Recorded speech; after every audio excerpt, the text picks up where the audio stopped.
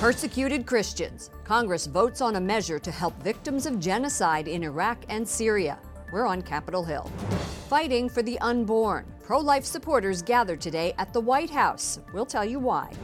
On the verge of war. Ukraine's president has a warning after tensions escalate with neighboring Russia. And as we approach Advent,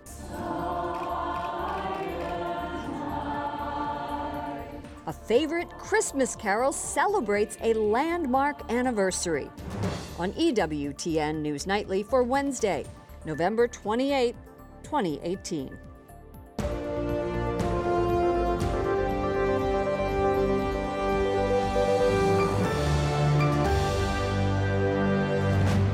Good evening from Washington, D.C., and thank you to those of you joining us from around the world for news from a Catholic perspective. I'm Lauren Ashburn. Pro-life groups are calling on President Trump to follow through on campaign promises, in particular one to defund Planned Parenthood, the nation's largest abortion provider. They want action now, before Democrats regain power in the House of Representatives. White House correspondent Mark Irons reports. Good evening, Mark. Good evening, Lauren. Divided Congress or not, the pro-life leaders I spoke with today say there is plenty the president can do to advance his agenda going forward.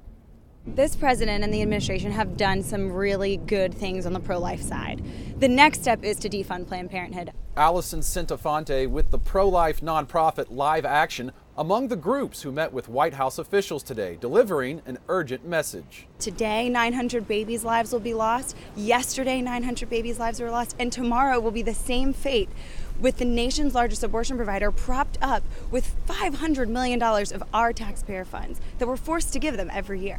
Pro-life group Students for Life also in the meeting. It's asking President Trump for 5 things. Refuse to sign any budget that doesn't defund Planned Parenthood. Formalize the Protect Life rule for Title X regulations that provide taxpayer funds to family planning.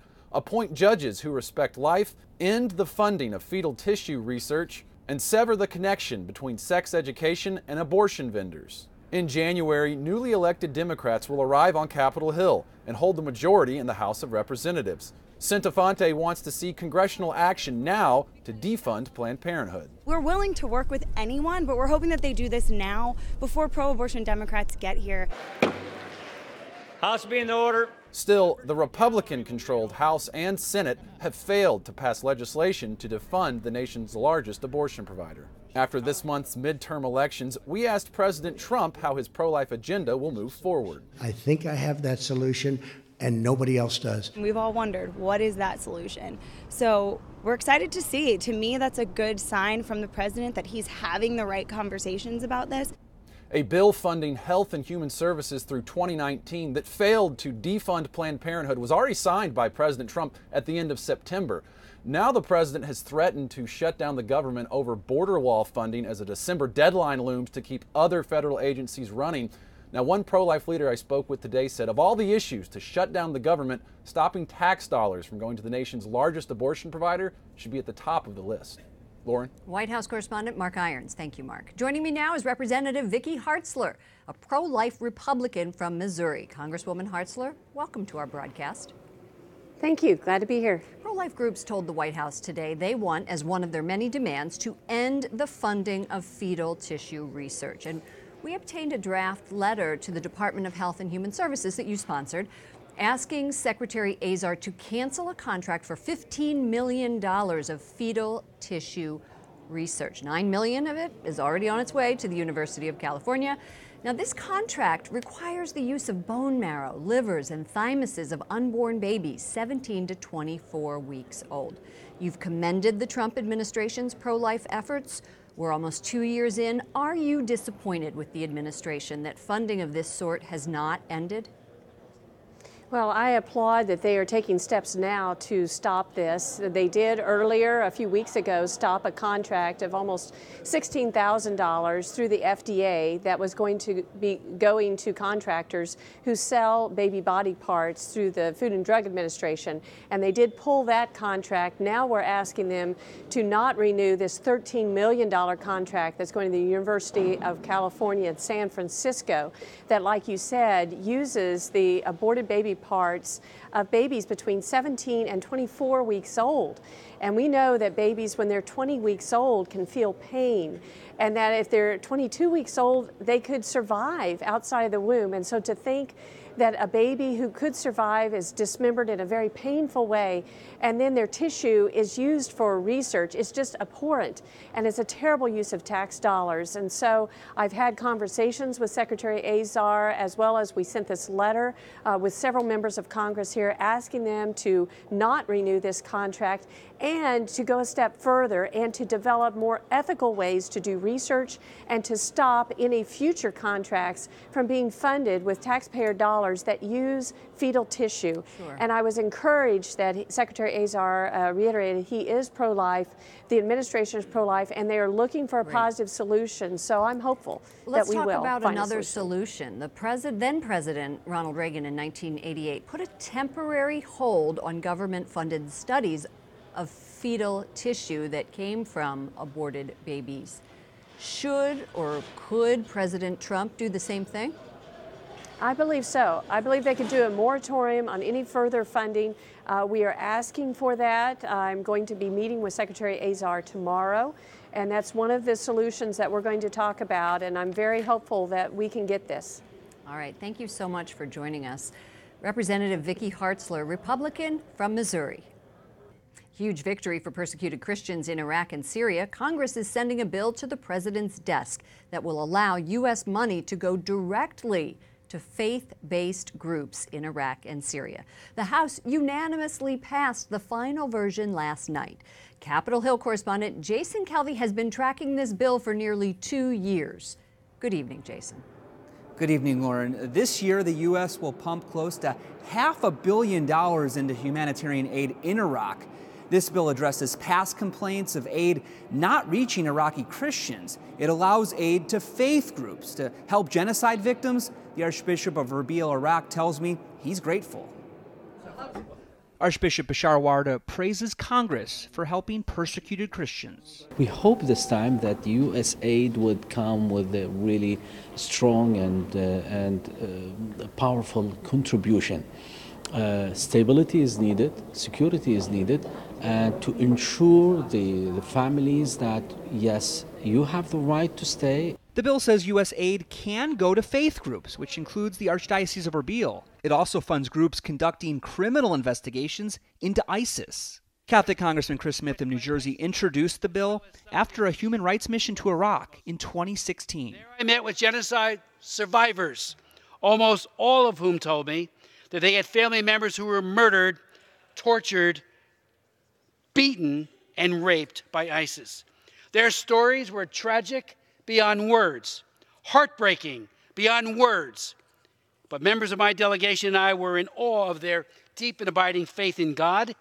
In 2002, 1.4 million Christians lived in Iraq. Now the Archdiocese of Erbil estimates that number is less than 200,000. They needed our help. The House first unanimously passed this bill in June of 2017. After stalling for 16 months, the Senate unanimously backed it this October. For Archbishop Warda, this final step is good news for his suffering flock. We say, thank God, at last something have happened, but we hope that the next step will be really faster, more effective. Archbishop Warda says the U.S. funds spent to gather evidence will allow the stories of the genocide victims to be told and not forgotten. Representative Smith tells me he hopes President Trump will sign this bill in December. Lauren? This is just amazing to hear. When our team was in Iraq, we saw that devastation firsthand, and I was grateful that Representative Smith asked me to testify about this issue. Capitol Hill correspondent Jason Calvi, thank you. Republican Cindy Hyde-Smith wins Mississippi's runoff Senate election. She says voters' faith played a role. You know, this win tonight, this victory, it's about our conservative values. It's about the things that mean the most to all of us Mississippians, our faith, our family. Hyde-Smith is the state's first elected female senator. National Right to Life endorsed her, as did President Trump. She defeated Democrat Mike Espy, who is pro-abortion. Top administration officials defend Saudi Arabia as lawmakers consider punishing the kingdom for its role in the murder of journalist Jamal Khashoggi. Secretary of State Mike Pompeo met with senators on Capitol Hill today. He defended the U.S. involvement in Saudi-led efforts in the war in Yemen. Pompeo says a vote to end U.S. aid would be poorly timed as diplomatic efforts to end the conflict were underway. Nancy Pelosi is nominated by House Democrats to be the next speaker. The California Democrat ran unopposed. She still faces a showdown vote when the full House convenes in January. Pelosi admits opposition in her party, but she says she expects, quote, to have a powerful vote going forward. Prosecutors investigating a sexual abuse case against a Houston area priest are executing a search warrant of the offices of the Archdiocese. Father Manuel La Rosa Lopez was arrested in September and charged with 4 counts of indecency with a child. 2 people who have cooperated with police have accused Cardinal Daniel DiNardo of not doing enough to stop the priest. The Archdiocese of Galveston-Houston says it's cooperating. Ukraine's president warns his country may be on the verge of war with Russia. Tensions between the two countries are at an all-time high after a maritime clash between the two countries. Correspondent Wyatt Goolsbee has reaction from the State Department. Good evening, Wyatt. Good evening, Lauren. Diplomats here say they don't want an all-out conflict between Russia and Ukraine. Secretary of State Mike Pompeo says he's been in communication with the Ukrainian president this week trying to ease the tension. But Russia is boosting its defenses on the border, and Ukraine is building up its forces in turn. Ukrainian soldiers are digging trenches on the front line as the latest crisis between Ukraine and Russia shows no signs of abating. It's happening near the disputed Kerch Strait between Russia and its annexed Crimean Peninsula. It's the same area in the Black Sea where Ukrainian authorities say Russia fired on 3 of their ships Sunday, seized their crews, and still have them behind bars.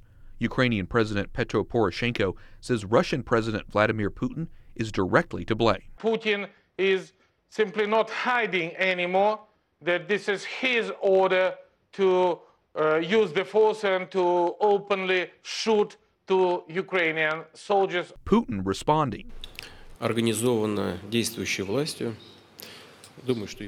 it's Poroshenko who's to blame for escalating the conflict. He says the Ukrainian vessels were traveling in Russian territory without notice. Ukraine's president denies that. He's supporting the move to impose martial law for the next 30 days.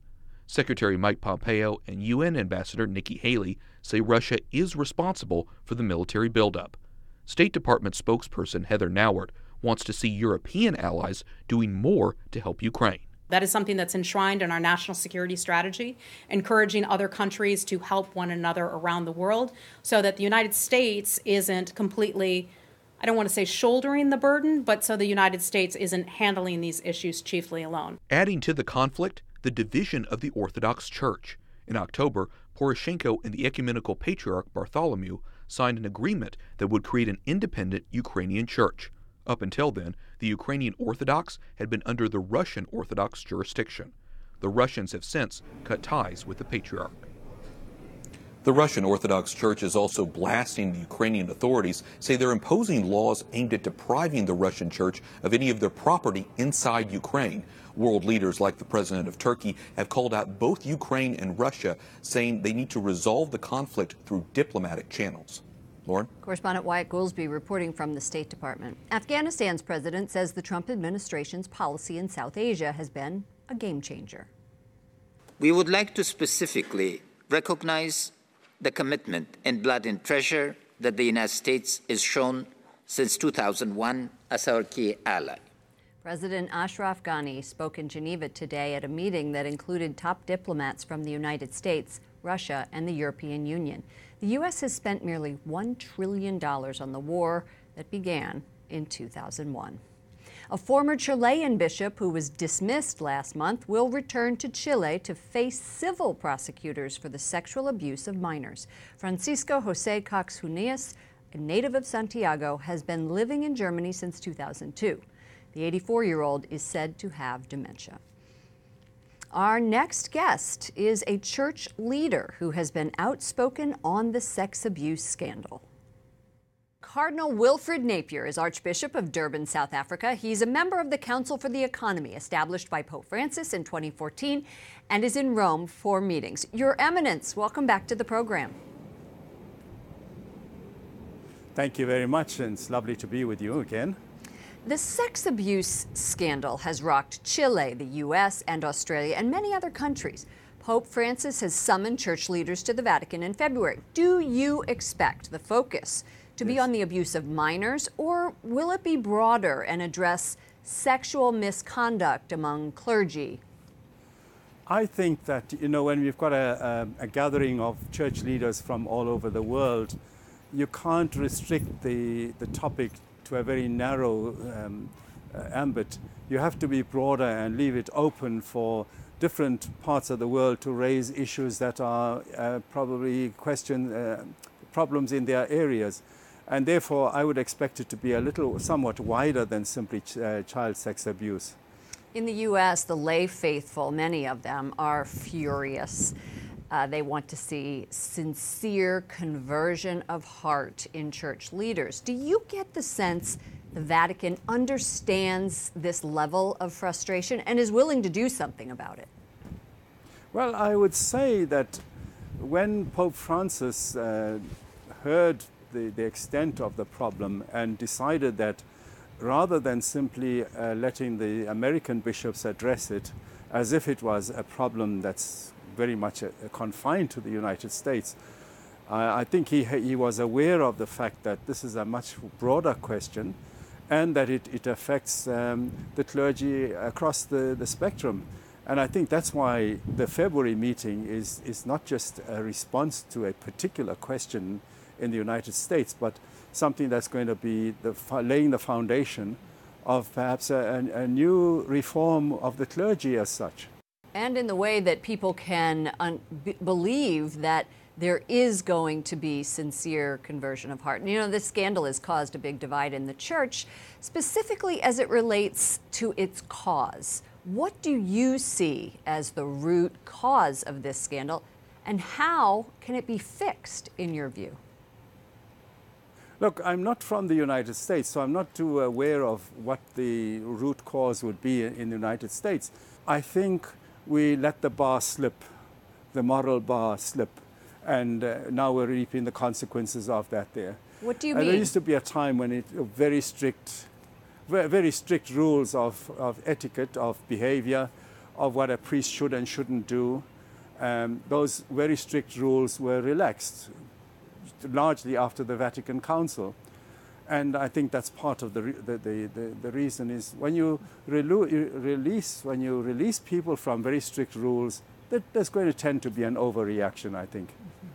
And what do you want to see come out of the February summit?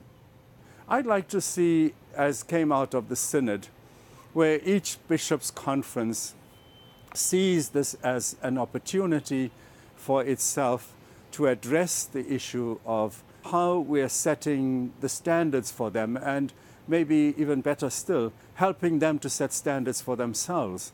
I could talk to you all day, Cardinal. Thank you so much. Cardinal Wilfred Napier, Archbishop of Durban, South Africa. We'll see you next time. Okay, thank you very much, Lauren. It's been nice talking to you. Coming up, a leading Catholic ethics expert reacts to a Chinese scientist's claims he genetically edited babies.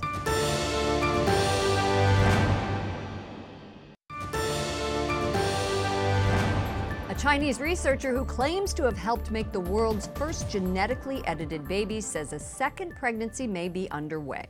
He Jiankui revealed the second pregnancy today during a conference in Hong Kong. Earlier, he claimed to have altered the DNA of twin girls born this month in hopes of making them resistant to the AIDS virus. A Nobel laureate from Caltech, among many others, called the experiment irresponsible. But the scientist defends his work. He says babies need protection because a vaccine for AIDS is not available.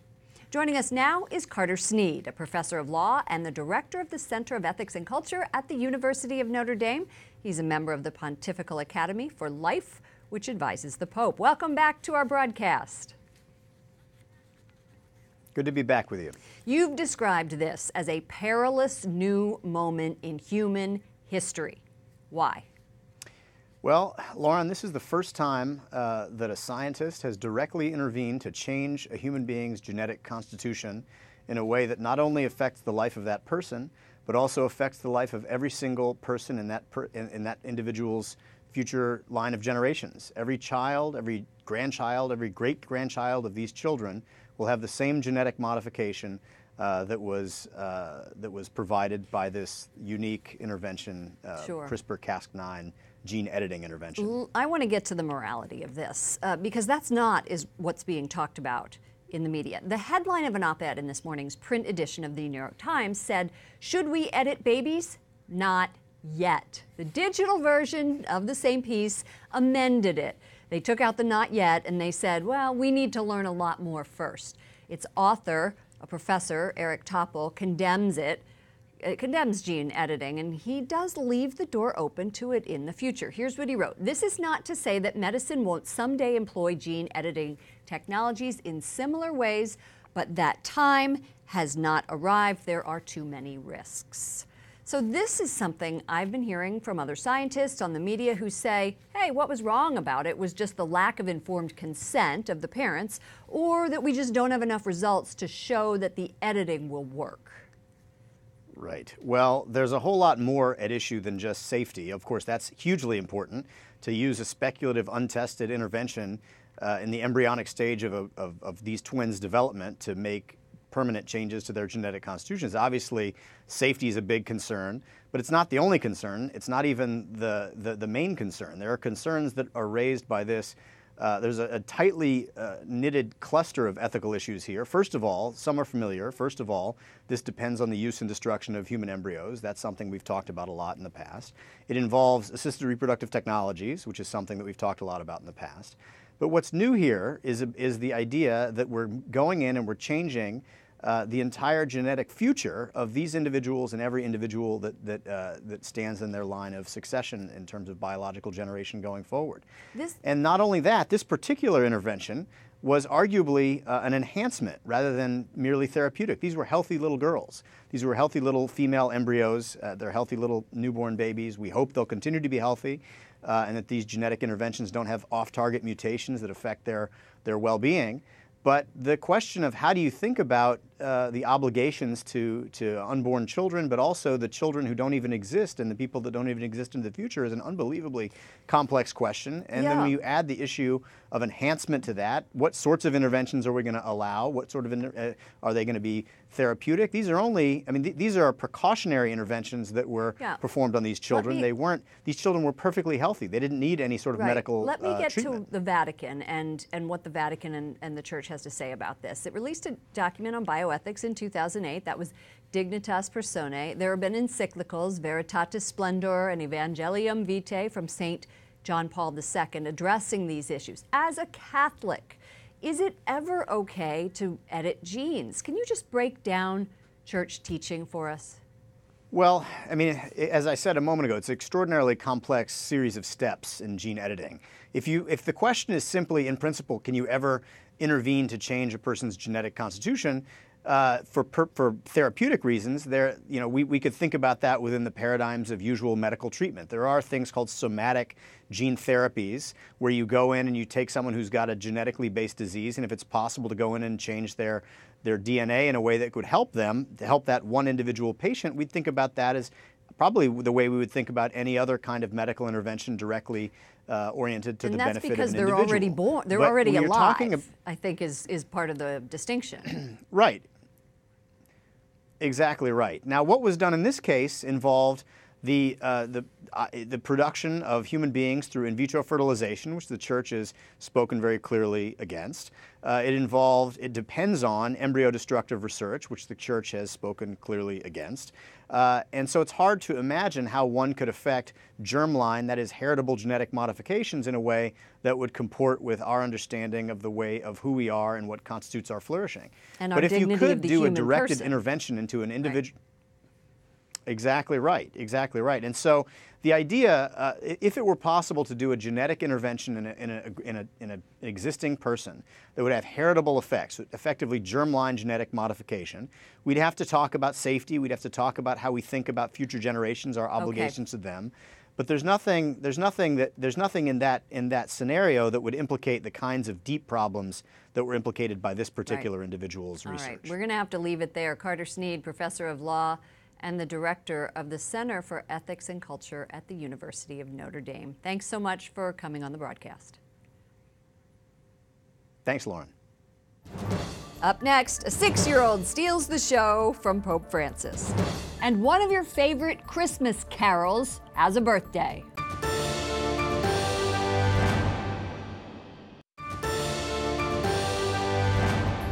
Este chico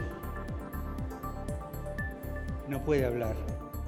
Here's Pope Francis at his weekly audience. This little boy jumped up onto the stage while he was talking to pilgrims. The Holy Father says this 6-year-old is a reminder that God calls all of us to be like children. He said we need to have the freedom a child has before his father. Heartbroken over the California wildfires, Catholics rise up to offer help. This is the aftermath of one of California's deadliest and most destructive wildfires. The fire is contained, but 90% of Paradise is completely burned, and there are many heroes to thank and people to help. For the city's nearly 4,000 children, there is hope. The Diocese of Sacramento announced free tuition at its schools for any student who lost their home. For more on this story, visit our partners at CatholicNewsAgency.com. And finally tonight, one of the world's most recorded songs is turning 200. During celebrations, all was calm, all was bright.